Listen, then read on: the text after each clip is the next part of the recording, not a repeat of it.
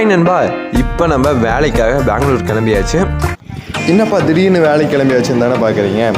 ஆமாம் நண்பா, 2 நாளைக்கு முன்னாடி நம்ம மாசம்னா பனவாடி கூட்டு போயிருந்தார்ல, அந்த வீடியோ பார்க்கலையா? கீழே டிஸ்கிரிப்ஷனில் தான் இருக்குது, பாருங்கள்.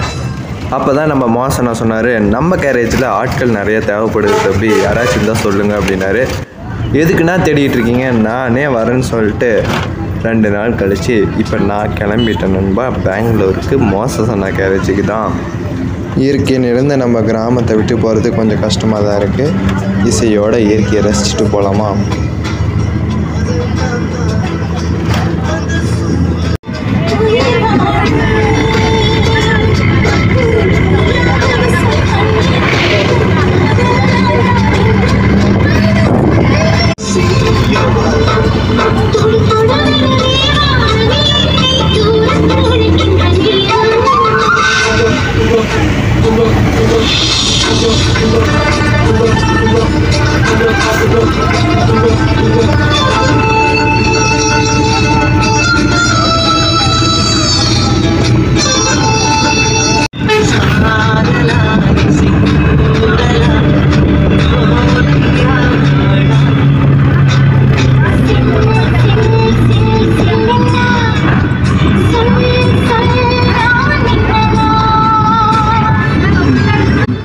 இந்த வளைவை பார்த்தோன்னே எனக்கு ஒரு ஞாபகம் வந்தது.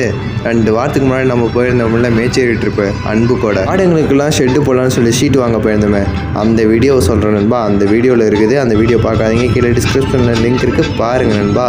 அப்புறம் ஒகேனக்கல் போன ட்ரிப்பும் கீழே டிஸ்கிரிப்ஷனில் லிங்க் இருக்குது, பாருங்கள்.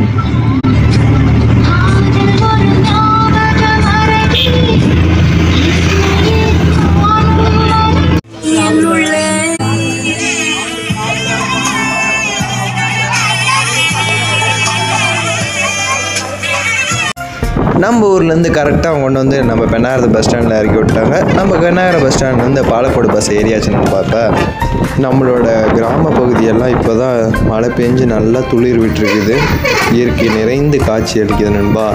அதை விட்டுட்டு நம்ம இப்போ சிட்டியை நோக்கி போயிட்டுருக்கோம். பாலக்கோடு பஸ் ஸ்டாண்டும் வந்துருச்சு.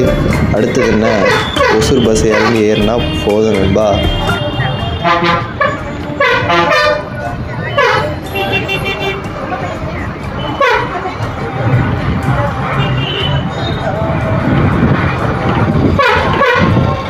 கரெக்டான டைமுக்கு நான் ஸ்டாப் பஸ்ஸு ராயக்கோட்டை பஸ் ஸ்டாண்டுக்கு வந்துருச்சு. ராயக்கோட்டை பஸ் ஸ்டாண்ட்லேருந்து ஒசூர்லேருந்து அத்திப்பள்ளி வந்ததுக்கப்புறம் ஃபோன் அடித்து நம்ம மோசனாக்கு.